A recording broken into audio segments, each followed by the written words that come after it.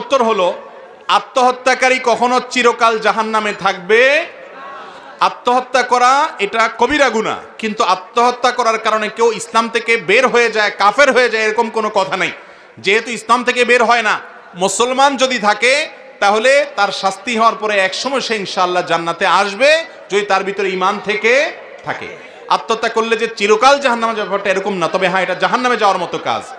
এর পাশাপাশি ছ্যাঁকা খাওয়ার কারণে আত্মহত্যার চিন্তা মাথায় চাপা, এটা হলো আল্লাহর জমিনে যত নির্বুদ্ধিতা আছে, যত বোকামি আছে, তার মধ্যে অন্যতম একটা বড় বোকামি। কেন বড় বোকামি বললাম? কারণ হলো, যেই লোকটা আপনাকে ছ্যাঁকা দিয়ে চলে গেছে, যেই লোকটা ছ্যাঁকা দিয়ে চলে গেছে আরেকজনের সাথে হয়তো সুখে শান্তিতে থাকতেছে, আপনার আরো বেশি করে দুনিয়াতে বেঁচে থাকা দরকার। যে একটা প্রতারক মানুষকে আমি বিশ্বাস করছিলাম, যাক ভালো হয়েছে সে চলে গেছে, আমি এখন একজন ভালো মানুষের কাছে থাকবো। কারণ